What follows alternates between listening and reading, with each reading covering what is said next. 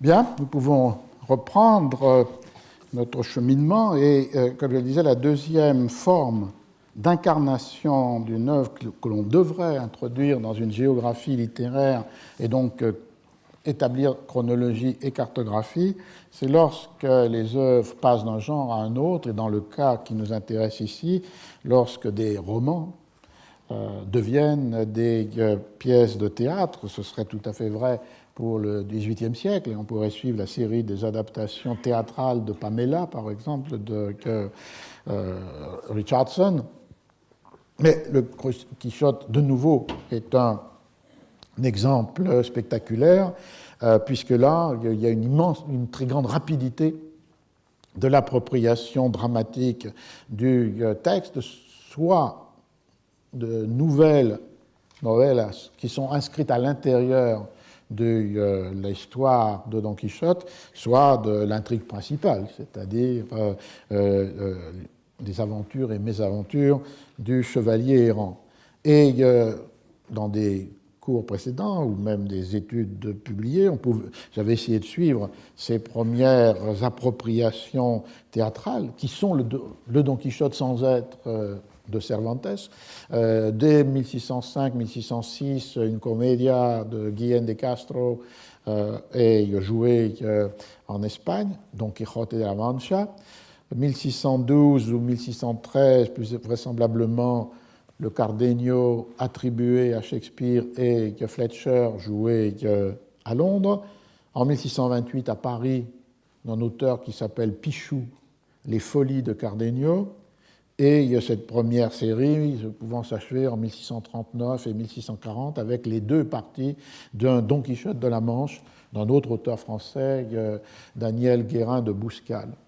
Donc ça serait une première série, on pourrait évidemment la poursuivre jusqu'au XVIIIe, XIXe ou XXe siècle.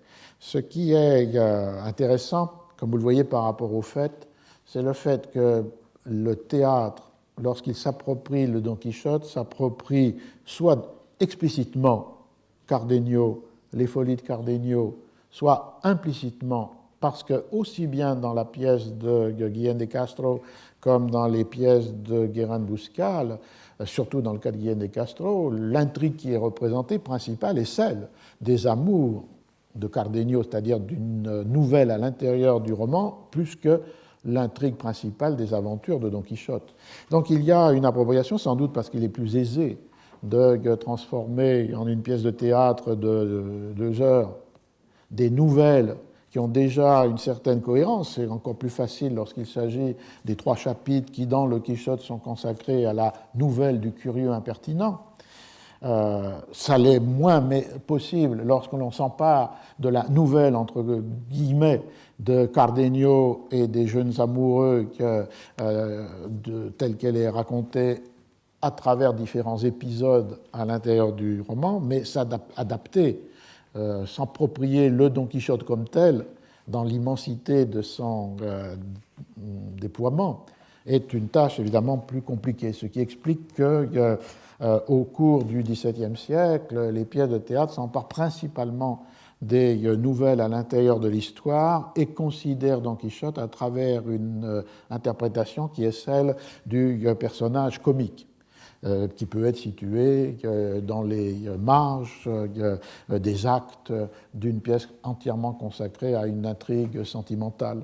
Dans le cas de la Commedia, finalement, Don Quichotte devient une incarnation d'un des personnages typiques de la Commedia, qui est le gracioso de Commedia, celui qui doit faire rire, le valet ou le bouffon qui fait rire. Alors que, vous l'avez entendu, dans le cas des appropriations festives, soit religieuses, soit aristocratiques, soit carnavalesques, on a affaire à une appropriation de Don Quichotte. Le personnage et de ceux qui l'entourent, et les nouvelles inscrites dans cette trame, la nouvelle du curieux impertinent, la nouvelle de Cardenio, sont absentes ou à peine présentes.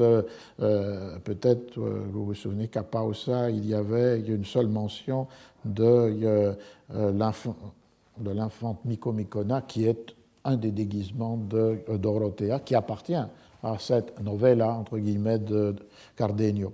Donc un contraste dans l'appropriation, ce qui est aussi un élément intéressant pour comprendre la géographie des œuvres. Qu'est-ce qui, dans l'œuvre, est l'objet d'une appropriation selon les différents genres et les différents registres de discours. Et là, le contraste pour cette première partie du XVIIe siècle est très net entre les nouvelles appropriées par le théâtre et le héros approprié par les fêtes. Une seconde séquence pourrait peut-être, je l'avais évoqué dans des cours il y a quelques années, une seconde séquence pourrait s'attacher à la seconde partie du Don Quichotte, qui est une partie souvent négligée par les analyses. Parce que dans la seconde partie de Don Quichotte, il y a de multiples aventures.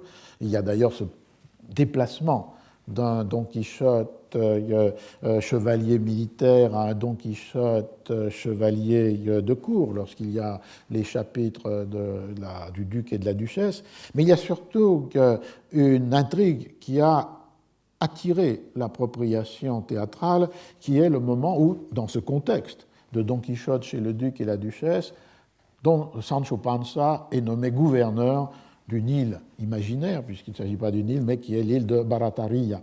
Et les épisodes de Sancho gouverneur sont devenus des éléments fondamentaux pour de multiples genres théâtraux au cours du XVIIe et du XVIIIe siècle. Et j'en avais suivi les étapes, qui commencent en 1641 avec la troisième des pièces de Guérin de Bouscal appuyée sur le Quichotte et qui a pour titre le gouvernement de Sanche. Puis, on voit cette série d'épisodes qui sont à la fois ridicules, grotesques, comiques et en même temps implicitement un discours sur l'exercice du pouvoir.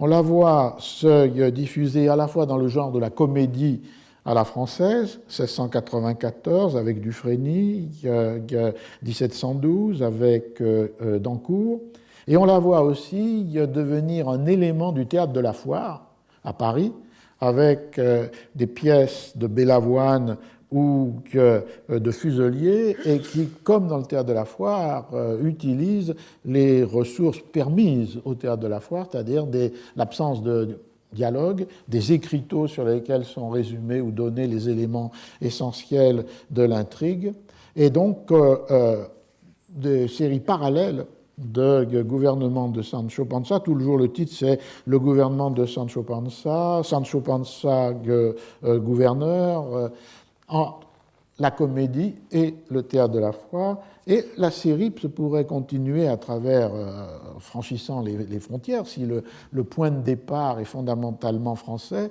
avec, en 1727 et 1733, deux opéras comiques qui sont donnés à Vienne, à la cour de Vienne, avec les partitions de Caldara, et qui ont pour titre le premier Don Quixote in corte de la duquesa, Don Quichotte à la cour de la duchesse, et le deuxième Sancho Panza, governatore de l'isola Barataria, gouverneur de l'île de Barataria. Et pourquoi je m'étais intéressé à tracer cette série? Non seulement parce qu'évidemment, on a plus d'attrait, comme je le disais, sur les appropriations de la première partie avec ses figures obligées, à commencer par les moulins à vent, que sur la seconde partie, et d'autre part parce que cette série me conduisait à une pièce que j'avais étudiée de manière infiniment plus précise, qui est une pièce de Antonio José da Silva, donc un dramaturge né à Rio de Janeiro, au début du XVIIIe siècle, transporté parce que converso, parce que d'une famille juive convertie, mais dénoncée à l'Inquisition à Lisbonne, et après deux procès d'inquisition pour ses parents puis pour lui-même, choisissant une carrière dramaturge alors qu'il était avocat et écrivant des pièces pour le théâtre des marionnettes du Beiro Alto, du quartier haut de Lisbonne. Et la première des pièces qu'il écrit en 1733 est un Don Quichotte de la Mancha, un Don Quichotte de la Manche, et qui est une adaptation exclusivement de la seconde partie du texte de Cervantes. On a donc une possibilité là d'une série où l'on voit qu'à la fois les frontières sont franchies, les genres sont multiples et la matière qui est appropriée est relativement homogène puisqu'il s'agit de ces chapitres de la seconde partie consacrée à Sancho Panza comme gouverneur.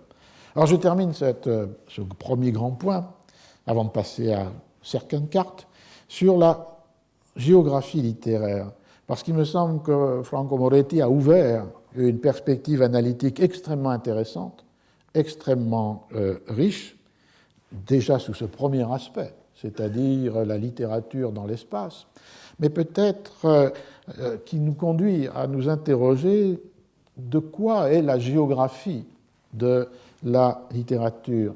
Je crois qu'on ne peut pas l'identifier immédiatement avec d'autres cartographies parce que ce qui est cartographié n'est pas une entité stable, n'est pas quelque chose qui est répété à l'identique.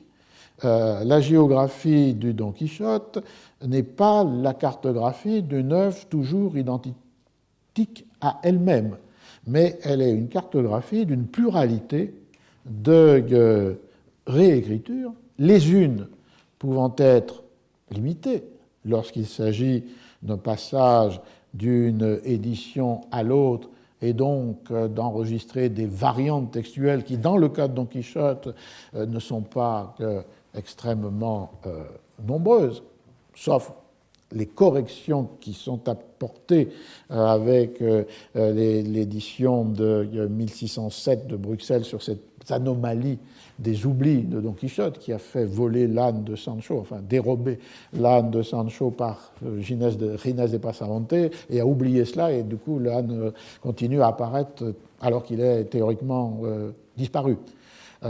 Mais ces variantes sont limitées et restreintes. Néanmoins, elles marquent une première mobilité de ce qui est cartographié, Don Quichotte en castillan.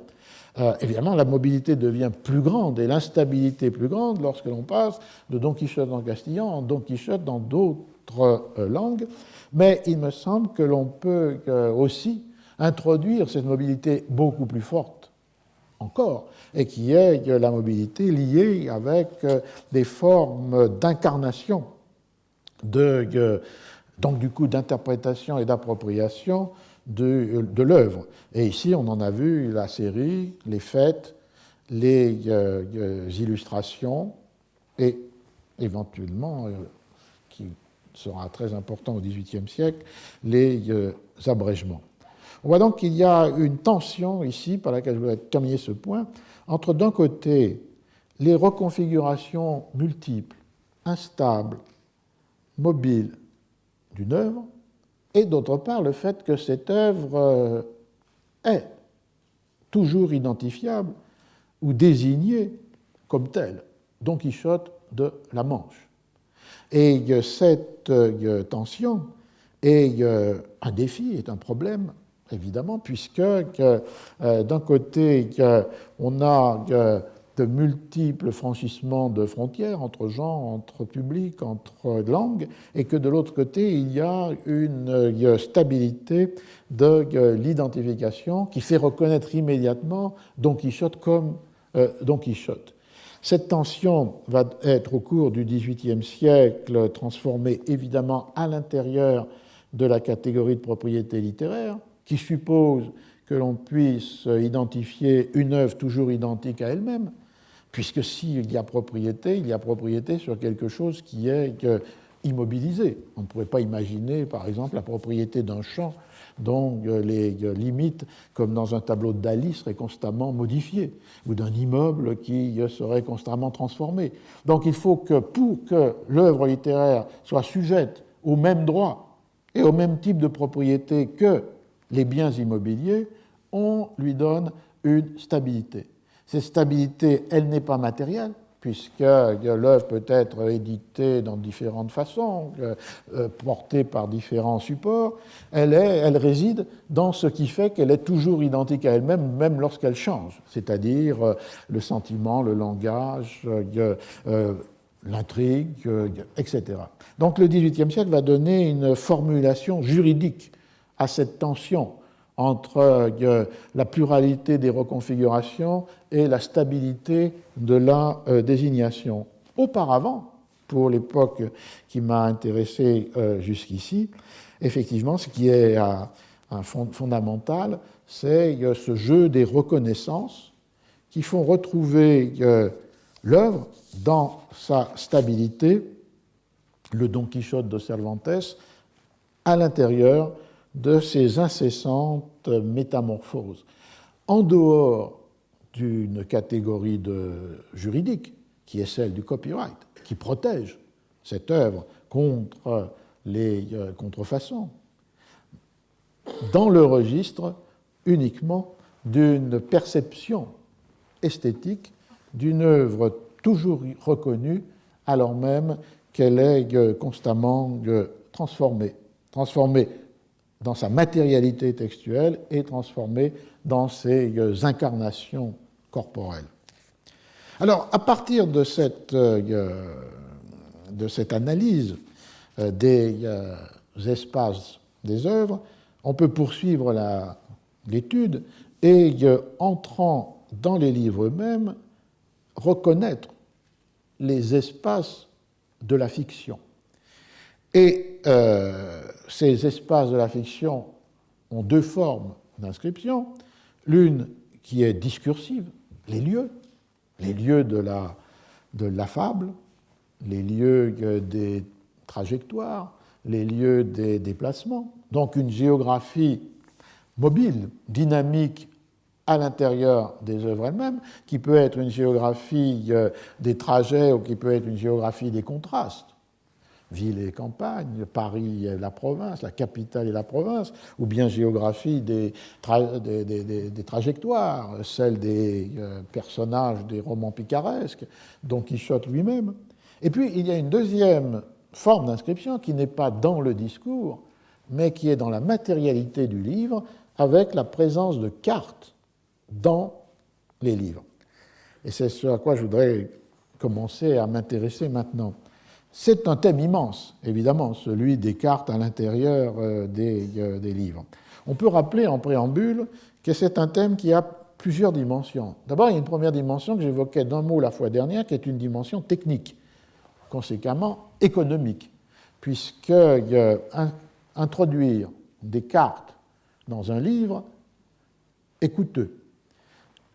Et d'autant plus coûteux qu'on préfère, comme on le fait à partir de la fin du XVIe siècle, la technique de la gravure sur cuivre pour les illustrations, mais aussi pour les cartes, à la technique de la gravure sur bois. Une gravure sur bois peut être introduite à l'intérieur de la composition typographique, sans difficulté, et on imprime avec la même presse le texte et l'image. Lorsque l'on a commencé à préférer, pour des raisons esthétiques ou pour des raisons de précision, la gravure sur cuivre, qui est infiniment plus subtile et exacte, la chose se complique, puisqu'on ne peut pas introduire une gravure sur cuivre dans une composition typographique. La gravure sur cuivre doit être imprimée à partir d'une presse de l'atelier de gravure en taille douce, et donc suppose deux presses, deux ateliers et deux impressions de la même forme pour le texte avec la presse de l'imprimerie et pour l'image avec la presse de l'atelier en taille douce. On voit très bien ça dans les planches de l'encyclopédie où il y a une séparation entre atelier d'imprimerie et atelier de gravure en taille douce. Du coup, le coût, si j'ose dire, augmente considérablement avec un livre dans lequel il y a des images à partir de la gravure sur cuivre, ce qui explique pourquoi, dans de très nombreux ouvrages qui n'ont pas un budget considérable, ces gravures sur cuivre vont trouver des espaces propres, c'est-à-dire le frontispice ou bien des hors-textes, et donc ne vont plus être insérés à l'intérieur de la composition typographique avec la liberté et la profusion que permettait la gravure sur bois, qui reste la forme dominante pour l'illustration des livres les moins coûteux, on va dire, populaires. Donc c'est une première question, économique et matérielle. La deuxième question, qui là se pose plus particulièrement pour les cartes, parce que ce que je viens de dire, ça vaut pour des cartes ou pour n'importe quel type d'image. Mais pour les cartes se pose un deuxième problème, qui est le format de la carte, qui ne s'insère pas facilement dans les formats in 12, in octavo, voire même in folio. Donc, la carte prend souvent la forme d'un dépliant qui est introduit dans le livre au moment de sa reliure. Il peut l'être comme avant le livre, ou bien elle peut être introduite entre deux pages et se déplier pour le lecteur. Du coup, on voit qu'il y a une autre possibilité qui s'ouvre, c'est la possibilité de la variation. Et pour chaque exemplaire d'une édition dans lequel il y a une carte en forme de dépliant, il serait sans doute intéressant de mener un recensement de ces exemplaires pour voir si la carte est toujours à la même place et si d'ailleurs elle est toujours présente dans tous les exemplaires conservés. Et puis, il y a une troisième dimension de ce rapport de la présence des cartes dans les livres, c'est une dimension interprétative, herméneutique. Comment contribue-t-elle à la production du sens? Avec ces deux grands modèles opposés, l'un qui consiste à penser que la carte et le texte disent la même chose avec des moyens différents, ou un autre modèle selon lequel la carte, mais aussi l'illustration, l'image, dit ce que le texte ne peut pas dire, ce qui était la justification des planches dans l'encyclopédie, c'est-à-dire de montrer la simultanéité d'opérations qu'un discours ne peut qu'énoncer dans la succession. Et donc, ou pour d'autres raisons, le fait qu'on peut montrer, par exemple dans des illustrations d'œuvres théâtrales du XVIIe siècle, on peut montrer des scènes qui sont irreprésentables sur la scène, à la fois par les moyens qu'elles supposeraient ou parce qu'elles seraient contraires à la bienséance. Donc, là, les deux modèles, le modèle de la correspondance et le modèle de l'addition, se trouve posé dans ce rapport entre l'image, quelle qu'elle soit, y compris la carte, et le texte. On voit donc qu'il y a là une série de problèmes communs à tous les livres qui ont accueilli des cartes. Des problèmes techniques et économiques, des problèmes matériels et morphologiques, et des problèmes herméneutiques. Alors, évidemment, ensuite, ce qui devient fondamental, c'est de différencier les différents genres qui reçoivent des cartes. Je laisserai de côté peut-être ce qu'il y a de plus massif, évidemment, c'est-à-dire dès les incunables ou peut-être a fortiori le XVIe siècle, la présence des cartes dans tous les genres qui prétendent à représenter le monde. Évidemment, lorsque les cartes deviennent libres avec les atlas, ou la présence des cartes dans des cosmographies, des histoires universelles, des récits de voyage, des guides de voyage ou des chroniques historiques. Il y a là une immense bibliographie sur la présence des cartes dans ces genres qui ont pour point commun de donner une représentation par l'image et par le discours du monde tel qu'il fut ou tel qu'il est. Et puis, ce qui nous intéressera plutôt aujourd'hui et la fois prochaine, c'est-à-dire les cartes dans des œuvres de fiction. La géographie littéraire au sens propre, la mise en géographie, donc en cartographie, de la littérature. On pourrait dire, j'y reviendrai peut-être dans ce cours, qu'il y a des livres qui font le passage de l'un à l'autre. par exemple la première édition de l'Utopie de Thomas More en 1518, dans laquelle il y a une carte, qui est donc une carte qui a un statut de passage, puisque c'est la carte d'un territoire, mais dans ce cas d'un territoire imaginé. Mais d'un autre côté, ce n'est pas une carte allégorique, ce n'est pas une carte qui donne à voir sous une forme particulière des sentiments, des valeurs, des vertus, des idées. Et donc, on aurait une attention peut-être à maintenir sur ce livre, sur l'utopie de More, puisque après l'édition de 1518 de Froben à Bâle, on a toute une série d'éditions avec cartes, et c'est d'autre part un des textes qui a le plus franchi des frontières entre des langues et des sites. Mais je vais me centrer pour conduire le raisonnement là où il doit aboutir, c'est-à-dire pourquoi et comment ont été introduites dans des éditions de Don Quichotte à la fin du XVIIIe siècle des cartes qui représentent les trois salidas, les trois sorties de Don Quichotte, de voir une sorte d'histoire, et d'abord française, de cette présence de cartes dans les livres. La première de ces cartes, alors je ne sais pas si... Voilà. La première de ces cartes,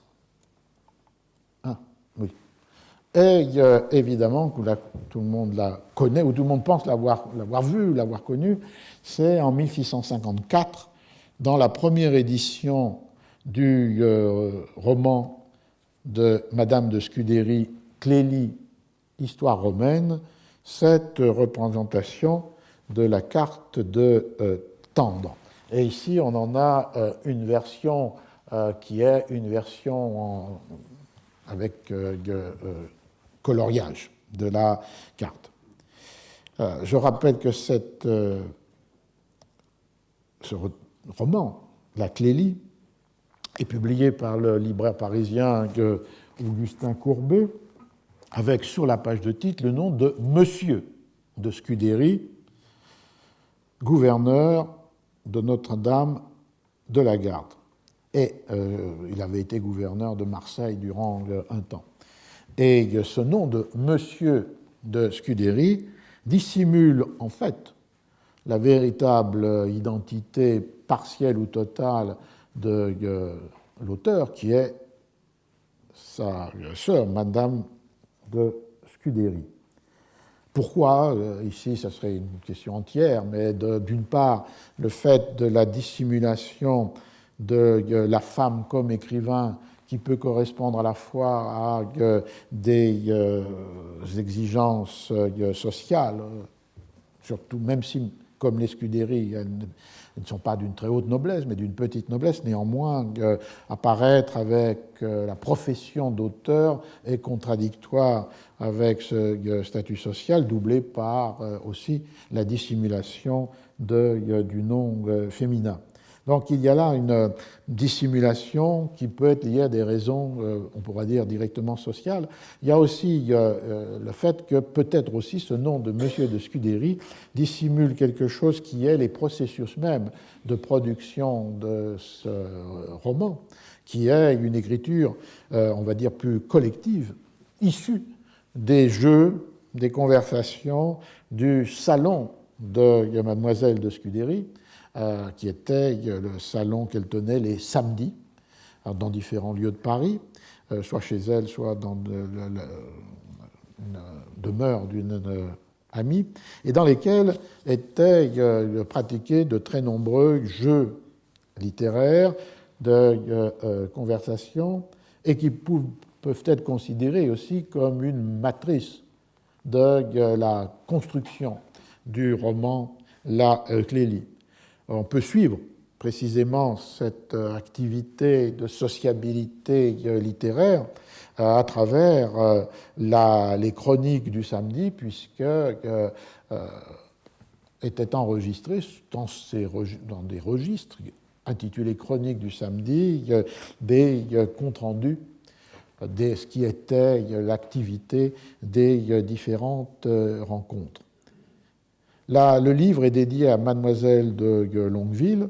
Il commence en 1654, va être un succès considérable, accumulant les volumes après les volumes pour arriver finalement à 10 volumes lors de la dernière partie, en 1660. Donc une publication étirée en 10 volumes sur 6 années et au total plus de 7000 pages, avec une réédition en 1658-1661.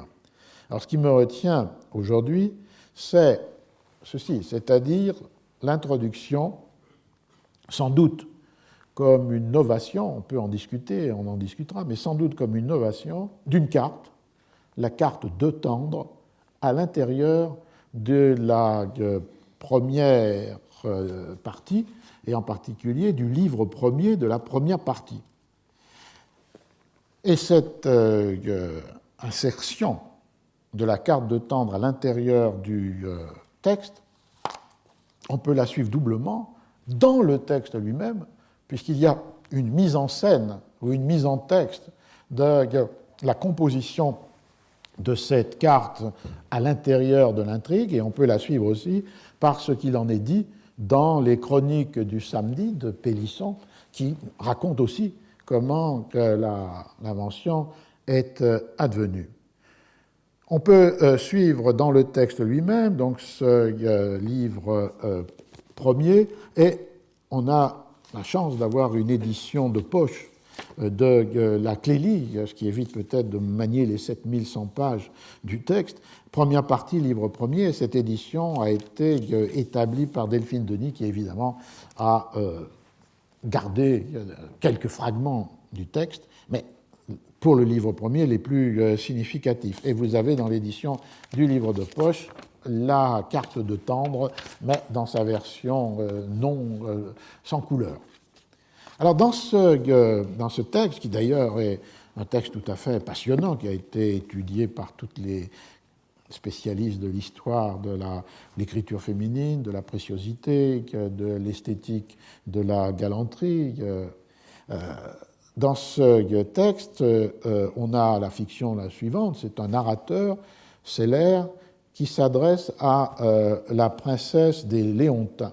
Et c'est un double, évidemment, dans le texte lui-même, du fait que le texte écrit par monsieur ou mademoiselle de Scudéry s'adresse à mademoiselle de Longueville. L'objet du récit, en son commencement, c'est la rivalité entre Aronce et Horace pour l'amour de Clélie, qui est la fille d'un noble romain, Clélius, qui s'est réfugié à Capoue pour fuir la tyrannie de Tarquin. Donc on est dans un univers qui est l'univers du monde romain du VIe siècle avant Jésus-Christ, qui est le moment du passage de la monarchie des Tarquins à la République romaine. Et Clélie, à Capoue, mais aussi à Carthage, puisqu'il y a une géographie interne aux romans, qui serait d'ailleurs assez proche des géographies des romans hellénistiques, est aussi aimée par le prince de Carthage et par le prince de Numidie. Mais laissons là cette intrigue pour la conversation qui nous mène à la carte de Tendre. Le roman est fondé très largement sur des conversations qui seraient comme le double dans l'écriture des conversations des samedis de mademoiselle de Scudéry. Et ces conversations portent sur des distinctions subtiles que l'on peut établir entre amour et amitié, entre amour et adoration, entre amitié ordinaire et amitié tendre, puisqu'une catégorie fondamentale qui est introduite dans un discours de Clélie est justement cette catégorie qui va s'identifier avec l'esthétique de la galanterie et qui est la catégorie de tendresse, qui permet d'opposer à l'intérieur de l'amitié des amitiés ordinaires avec des amitiés qualifiées de tendres. Voilà ce qu'explique Clélie. La tendresse a cela de particulier qu'elle donne à l'amitié même je ne sais quel caractère de galanterie qui la rend plus divertissante. Elle inspire la civilité et l'exactitude à ceux qui en sont capables. Et il y a une si grande différence entre un tendre ami et un ami ordinaire qu'il n'y en a guère davantage entre un ami tendre et un amant. Et elle définit ensuite la tendresse comme une certaine sensibilité qui transforme la relation d'amitié en amitié tendre. Et dans cette conversation, l'un de ceux qui veut devenir son amant, son amoureux, Arons, déplace sur l'amour cette distinction établie sur l'amitié en opposant l'amour sans tendresse et la tendresse amoureuse. Donc ce sont là de très longues conversations, très subtiles sur la distinction entre des sentiments. Et dans ces conversations arrive un Romain, Herminius, qui est accueilli dans la petite société de Capoue réunie autour de Clélie et de sa mère qui tient salon et qui s'appelle Sulpicie. Et la conversation reprend sur ces thèmes-là, et elle reprend avec une subtile distinction qu'établit Clélie, à qui on a demandé d'expliquer ce qu'est la tendresse, une subtile distinction qu'elle fait entre 7 catégories d'amitié. S'il est vrai, dit-il, que je n'en parle pas mal de la tendresse, répliqua-t-elle, c'est parce que mon cœur m'a appris à en bien parler, et qu'il n'est pas difficile de dire ce que l'on sent. Mais il ne faut pas conclure de là, ajouta cette belle personne, que tous ceux que j'appelle mes amis soient de mes tendres amis, car j'en ai de toutes les façons dont on en peut avoir. En effet, j'ai de ces demi-amis, s'il est permis de parler ainsi, qu'on appelle autrement d'agréables connaissances. J'en ai qui sont un peu plus avancés, que je nomme mes nouveaux amis. J'en ai d'autres que j'appelle simplement mes amis. J'en ai aussi que je puis appeler des amis d'habitude. J'en ai quelques-uns que je nomme de solides amis et quelques autres que j'appelle mes amis particuliers. Mais pour ceux que je mets au rang de mes tendres amis, ils sont en fort petit nombre et ils sont si avant dans mon cœur qu'on n'y peut jamais faire plus de progrès. Cependant, je distingue si bien toutes ces sortes d'amitié que je ne les confonds point du tout. Donc, vous le voyez, une subtile distinction entre 7 catégories d'amis. Et Herminius lui demande où il est, lui, dans cette hiérarchie complexe de l'amitié. Et il lui pose la question « Et de grâce, aimable Clélie, dites-moi où j'en suis, je vous en conjure. » « Vous en êtes encore à nouvelle amitié, reprit-elle en riant, et vous ne serez pas longtemps plus loin. Du moins, répliqua-t-il en souriant aussi, bien qu'elle, ne serais-je pas mari de savoir combien il y a de nouvelles amitiés à tendre ? À mon avis, reprit Arons, peu de gens savent la carte de ce pays-là. Et donc, du coup, il y a une introduction du terme de carte, mais dans un sens qui est un sens figuré. Il s'agit ici, comme on trouve dans les dictionnaires du XVIIe siècle, la carte, c'est de connaissance des intrigues, des affaires, de ce qui est des secrets. Et ce qui est évoqué là, c'est qu'est-ce qu'il faut faire pour passer de nouvelle amitié à tendre amitié. Mais on voit que quand le mot carte est introduit dans ce dialogue, il est introduit dans ce sens figuré qu'on retrouve par exemple plus tard dans le dictionnaire de Furetière. Alors Clélie répond à Herminius, peut-être vous imaginez-vous qu'il n'y a qu'une petite promenade de nouvelle amitié à tendre. C'est pourquoi, avant que de vous y engager, je veux bien vous promettre de vous donner la carte de ce pays, car on croit qu'il n'en a point. Et donc, du coup, on a cette demande qui est non seulement celle d'Herminius, mais de tous les autres personnages, Arons, Horace, Célère, son amante Phénice. Il s'agit de donner la carte d'un pays dont personne n'avait fait encore le plan. Mais toutes ces interventions traduisent une attente qui est une attente de la carte au sens figuré, dans un sens textuel. Et Célère explique, nous ne nous imaginons... Alors, Il demande toute la carte d'un pays dont personne n'avait encore fait de plan.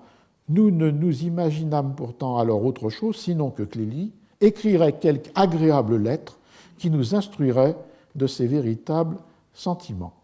Et donc l'attente, c'est celle d'une lettre dans laquelle seraient expliqués les passages, les trajectoires qu'il faut faire pour passer d'un statut d'ami à un autre statut d'ami, et en particulier pour Herminius, de passer de nouvel ami à tendre ami. Et c'est le basculement qui nous introduit à ce que vous voyez, c'est le moment où Herminius rappelle sa promesse à Clélie de lui donner la carte de ce pays d'amitié, et où Clélie, à l'imagination, de ne pas se contenter de la lettre ou du billet, genre par ailleurs fondamentaux pour cette sociabilité galante, et à l'intérieur du roman sont insérées de très nombreuses transcriptions des billets ou des lettres échangées, et dans les premières éditions d'ailleurs avec un changement dans le caractère typographique que les éditions modernes perdent. Mais Clélie a une autre idée. Il lui passa dans l'esprit une imagination qui la divertit elle-même. Elle pensa qu'elle pourrait effectivement divertir les autres, si bien que sans hésiter un moment, elle prit des tablettes et écrivit ce qu'elle avait si agréablement imaginé, et elle l'exécuta si vite qu'en une demi-heure, elle eut commencé et achevé ce qu'elle avait pensé. Après quoi, joignant un billet à ce qu'elle avait fait, elle l'envoya à Herminius, avec qui Arons et moi étions alors.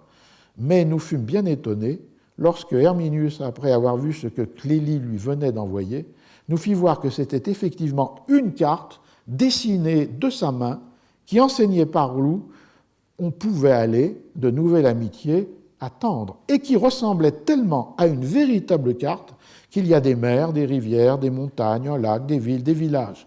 Et pour vous la faire voir, madame, voyez, je vous en prie, une copie de cette ingénieuse carte que j'ai toujours conservée soigneusement depuis cela. Et donc l'introduction de la nouveauté, c'est le passage de la carte dans son sens figuré à la carte dans son sens littéral, de véritable carte, que Clélie dessine en une demi-heure sur les tablettes. Et ici, je voudrais évidemment porter attention sur ce mot, tablette. Très souvent, quand on lit ces textes, on n'a pas attention, il n'y a pas de note, par exemple, dans cette édition. Or, en fait, c'est très important, parce que ce que fait Clélie, c'est d'écrire, mais en fait, dessiner sur des tablettes cette carte qu'elle va accompagner d'un billet qui est remis à Herminius et qui lui en donne le mode d'emploi qu'on pourra discuter la fois prochaine. Mais la question, c'est qu'est-ce que c'est que des tablettes au XVIIe siècle? Il n'en serait resté des traces dans les vocabulaires notés sur ces tablettes, effacés de ces tablettes, rayés de ces tablettes. Mais les tablettes sont une forme très particulière de support de l'écriture ou du dessin. Si l'on prend le dictionnaire de l'Académie en 1694, quelques années, 40 ans après, c'est le texte de la Clélie. Voilà comment est définie tablette: feuilles d'ivoire, de parchemin, de papier préparé, etc., qui sont attachés ensemble et qu'on porte ordinairement dans la poche pour écrire les choses dont on veut se souvenir. Donc, tablette, au sens d'un support de l'écriture, facilement transporté, est faite par une série de feuilles qui sont attachées les unes avec les autres, ces feuilles pouvant être d'ivoire, de parchemin et de papier préparé. On peut remonter au dictionnaire de Furetière de 1690, où le mot apparaît aussi dans la définition de style, stylet, une pointe avec laquelle on écrit, style, poinçon ou grosse aiguille dont on se sert encore aujourd'hui pour écrire dans des tablettes d'ivoire ou de papier préparé. Et cette idée est poursuivie, par exemple, dans la définition de l'encyclopédie des tablettes, les tablettes que nous employons pour écrire sont une espèce de petit livre qui a quelques feuilles d'ivoire, de papier, de parchemin préparé sur lesquels on écrit avec une touche, c'est-à-dire un style, ou un crayon, les choses dont on veut se souvenir. Et vous voyez qu'on est donc devant un objet de la culture écrite, sur lequel on n'écrit pas avec une plume ou de l'encre, qui est formé soit par de l'ivoire, soit par du papier ou du parchemin préparé. Donc ce n'est pas un papier ordinaire, et l'on écrit avec un crayon ou un style, et ce qui permet, c'est implicite dans ces définitions, de effacer et écrire de nouveau. Et du coup, on éclaire cette question de ces tablettes à partir d'une recherche que l'on avait faite il y a quelques années avec un collègue anglais, Peter Stalibras, sur ces objets de la culture écrite qui, au XVIe et XVIIe siècle, mais jusqu'au XVIIIe siècle, définition de l'encyclopédie, permettent d'écrire et d'effacer, permettent d'écrire avec un stylet ou un crayon et non pas nécessairement avec une plume et de l'encre, et donc du coup permettent d'écrire infiniment plus librement ou dessiner, comme le fait Clélie, puisque la technologie de l'écriture qui suppose l'encre et la plume est une technologie lourde. Il y faut des encriers, il y faut des plumes, il y faut des couteaux pour tailler les plumes, il y faut du sable pour sécher l'écriture. C'est une technique de l'écriture qui est très liée avec le bureau, l'office, la chambre, donc une technique de l'écriture de l'intérieur.